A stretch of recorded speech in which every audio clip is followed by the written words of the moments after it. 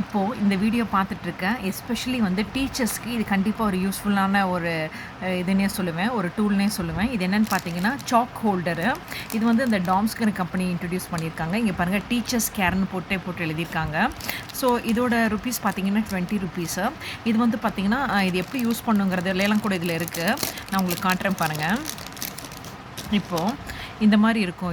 இது வந்து பார்த்திங்கன்னா நம்ம பென்சில் யூஸ் பண்ணுற மாதிரி தான். இங்கே பாருங்களேன், இப்படி இதை லிஃப்ட் பண்ணிக்கிட்டு இதை இப்படி புஷ் பண்ணிக்கணும். புஷ் பண்ணிவிட்டு இதை அப்படியே இது பாருங்கள். இப்போ நான் ஒரு பெரிய சாக் பீஸை வச்சுருக்கேன். இதை வந்து இந்த சைடில் நல்லா உள்ளே இன்சர்ட் பண்ணிக்கிட்டு இதுக்கப்புறம் இதை ஜஸ்ட்டு நல்லா உள்ளே இன்சர்ட் பண்ணிக்கணும். இங்கே பாருங்கள், இதை நீங்கள் பென்சில் மாதிரி இப்படி இழுக்க வரும்.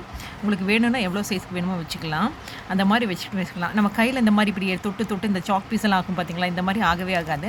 ஸோ இந்த சாக் ஹோல்டர் யூஸ் பண்ணுறனால நீங்கள் உங்களுக்கு எவ்வளோ சைஸ்க்கு வேணுமோ அதை வச்சுக்கிட்டு இப்படி பிடிச்சி சாக் போர்டில் எழுதும்போது கண்டிப்பாக யூஸ்ஃபுல்லாக இருக்கும். கையில் எந்த டஸ்ட்டும் படாது. கண்டிப்பாக இது டீச்சர்ஸ்க்கு ஒரு யூஸ்ஃபுல்லான டூல்னே சொல்லுவேன். அதனால் தான் உங்களோட இதை ஷேர் பண்ணுறேன்.